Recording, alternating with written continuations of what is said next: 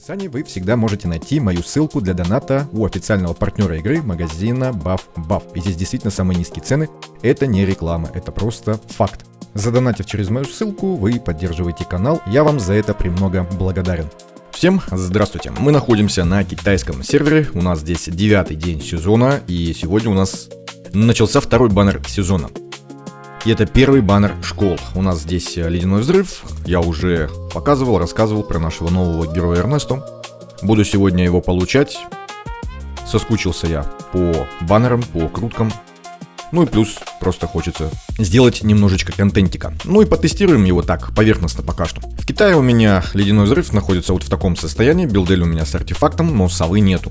И мне интересно посмотреть, как они играют без совы, но с Эрнесто. Либо, если мне повезет, может быть, мне сова еще упадет, тогда уже и с совой, и с Эрнесто. Ну и конечно же, мы почитаем биографию, и из этих трех я выбрал сову. Потому что, Билдель потом, хотя она вроде бы базовый персонаж, но интереснее сова. А Эрнесто не буду читать, потому что на китайском я не читаю. Будем уже читать, когда у нас появится этот баннер, посмотрим, что за такой матерый рыбак. Одноногий, и как он подружился с этой рыбой. Итак, в бездонный колодец давайте кинем здесь монетку одну. На удачу. Привет, Меган. Давно тебя не видели. И поехали. Для отрезанных от мира человеческих родов Пурпурной долины время, в отличие от внешнего мира, течет быстрее. Их размеренная жизнь целиком состоит из монотонной учебы и исследований. В такой обстановке любовь, ненависть и месть в неизменном виде передаются из поколения в поколение. А здесь у нас Афанасий передается из поколения в поколение. Ой, и его копии все ожидают обменника душ, который разработчики, надеюсь, хотя бы в 9-м сезоне нам сделают. С незапамятных времен люди из рода стоперов, известные как безмолвное белое перо, почитают белую сову, а все птицелюды долины ненавидят людей. Старейшиной всех птицелюдов долины является белая сова Фредгунда по прозвищу «Сковывающий лед». А здесь у нас сковывающая харизматичная улыбка нашего дружочка-пирожочка с грибочками. Свое прозвище «Сковывающий лед» Фредгунда получила не случайно. Она в одиночку сковала льдом всю долину птицелюдов на целое десятилетие, полностью отрезав ее обитателей от внешнего мира таким образом, что ни одно живое существо не могло пересечь эту преграду. А здесь у нас безликая, сковывающая льдом Виньяра, да? Тоже подходит в принципе. Нам она преграды не создает, наоборот, она их нам разрушает, так как с помощью нее мы очень неплохо проходим континентальное испытание в каждом сезоне. Поехали дальше. Все началось с тех времен, когда род стоперов стал почитать белую сову. Эти жадные до знаний людишки стремились приблизиться к ее мудрости. Когда эти самонадеянные сделали первый шаг к контакту, птицелюды тут же подняли тревогу. Данелла не поднимает тревогу, у нее все замечательно. У нее тут агрегат, залитый неизвестными жидкостями, да, и какое-то неконтролируемое, я так понимаю, веселье. Иначе зачем бы она этим занималась? Ладно, поехали дальше. Ненависть для птицелюдов – это передающийся по наследству инстинкт, который пропитал их короткую, по людским меркам, жизнь и стал чем-то постоянным и неистребимым.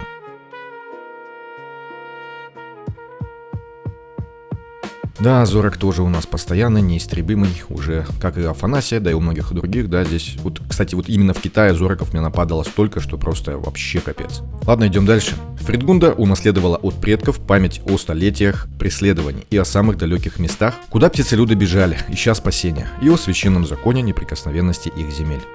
Я ж говорю. Я ж говорю. Что это такое вообще? Ладно. Но десятилетия изоляции превзошли не только человеческие ожидания, они раскололи и сам народ птицелюдов. С каждым годом Фредгунду все сильнее терзали сомнения. Имеет ли смысл такая изоляция? Неужели ее народ навеки останется пленником старой ненависти? И когда наконец растаял лед, птицелюды решили по-настоящему сделать шаг вперед. Вот такая вот история у нашей Фредгунды, и вот такая вот интересная история из 3 зороков у меня складывается. Замечательно, замечательно. По количеству претензий нету, про качество мне сказать нечего. Остается у нас еще 100 призывов. Да, сыпет как сумасшедший.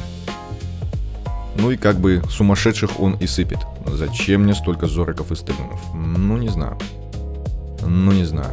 Что-то здесь поломалось в рандоме. И вот я представляю себя на позиции новичка, да?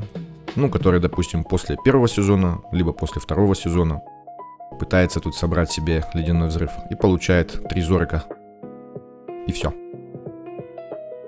Ну Люсьена, конечно, Стегнума, Данеллу. Куда ж без них? Афанасия, это же у нас суперский ледяной взрыв получается, да? Я даже не знаю, докручивать нет, это все-таки Китай, у меня здесь очень ограниченные ресурсы. Ну давайте докрутим, не знаю. Надеюсь, хотя бы не до гаранта. Да, походу до гаранта. Но уже назад пути нету. 30 призывов, пожалуйста, Виктор и Мира. Хоть и дубль, да, но он меня не радует. Вообще, кстати, я только сейчас узнал, когда у нас баннер появился, сборный вот этот призыв желаний. Оказывается, Виктор у нас... Ой, Виктор. Мира у нас, оказывается, редкий герой. Редкий герой ледяного взрыва. Ой-ой-ой, какой редкий герой, да. Особенно по тому, как он падал у нас до обновления. Да, он такой редкий, что просто капец. Редчайший. Ой, ну что ж, не повезло мне в этот раз, да, ушли мои призывчики. Ладно, здорово, Эрнесто. Как твои делишки? Чё там? Какую рыбу сегодня поймал? А ну-ка покажи. Руки-то 2, поэтому одна только нога. То есть показать, какую большую рыбу он поймал сегодня, он, я думаю, что сможет. Блин, конечно, он не на тех рыб, мне кажется, охотится. Я так понимаю, что вот это тоже связано с какой-то из рыб. Возможно, даже конкретно с этой. Да, опасная работенка. Рыбак. Ладно, идем дальше.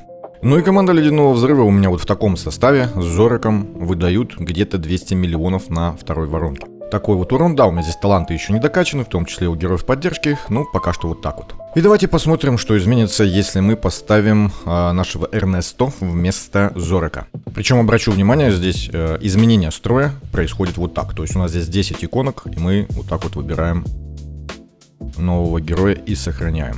И без каких-либо дополнительных манипуляций, в том числе с таймингами, пока что. У меня предыдущая команда тоже была без таймингов, потому что я еще не изучал этого босса нового.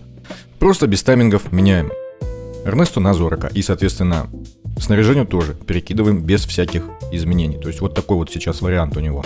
Ну, разница получается внушительная. То есть на 100 миллионов, даже чуть больше, просто вот так вот без таймингов он уже дает. Не знаю насчет живучести, по времени боя тут как бы не скажешь, что они лучше живут, хотя у него там щиты добавились и воровство атаки. Но урон видим, что заметно вырос. И ДПС в том числе. Плюс ко всему он еще тут вносит 137 тысяч. Это без таймингов. Уже можно сказать, насколько? 100 миллионов вообще-то это 50%. То есть было 200, стало 300. Ну, серьезно. И обращу внимание, у меня здесь связь стихий нарушена. То есть у меня здесь нету связи 5 стихий, только 3. И давайте посмотрим все-таки, что в бою здесь происходит. Пока что все идет как-то спокойненько так. Вы посмотрите на это количество бафов. Да, капец, конечно. Ледяной взрыв и так был увешан ими. Ну, теперь совсем. И количество кристаллов скачет, видим, от 0 и до 7. Конечно, без Фредгунды здесь кристаллики, видим, что недостаток есть. Отчетливо видно, что недостаток есть. Куча разных бафов. А ну-ка, когда Эрнесто у нас сейчас сходит. Вон он дает свою рыбу, причем видим за 7 кристаллов по 6%, 42% атаки. И на боссе у нас здесь, я не знаю, что вот это за эффекты 772. Возможно, что это атака, которую Эрнесто, получается, как он там, похищает, или да, похищает он, по-моему. И на Эрнесто, наверное, должен быть такой же эффект, да, видим. 772 атаки он похитил. Кстати, чтобы его занижение было больше, я так понимаю, что нужно, чтобы у Эрнесто было больше атаки. И то, что у него... В моем варианте атаки там не то чтобы много, это возможно, что косяк. Если ему атаку повысить, насколько я помню, там по описанию навыков, может быть, тогда он больше ее заберет и чуть дольше мы проживем. Причем видим, что вроде бы проблем с выживаемостью сейчас нету, хотя уже 200 миллионов, а на 300 миллионов мы будем умирать. Да, вон у нас Лина уже чуть ли не умирает. Видимо, так, у нас в бою, видимо, приходится какой-то жесткий урон именно по танку.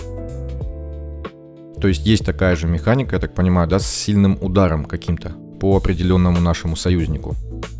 И из-за этого мы, собственно, и не живем. Вот, как раз таки, как только Лина умирает, соответственно, начинают умирать все остальные. Щиты у Эрнесто дает довольно-таки жирные, очень жирные. Посмотрите, но они не спасают. 308 миллионов.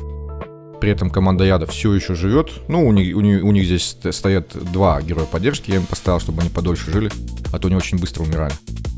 Ну и поэтому они стоят, хотя урона видим, что наносят. Ну, плюс-минус столько же. Бывает чуть побольше, бывает поменьше, но бывает столько же.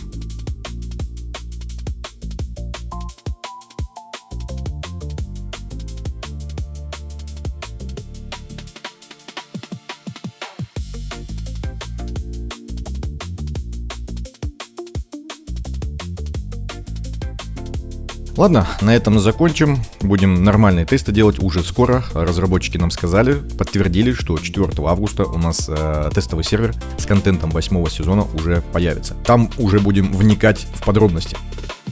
Всех механик, босса, в том числе и героев новых. Ну а пока такой предварительный взгляд, поверхностный. На этом все. Всем спасибо за просмотр, всем удачи и всем пока.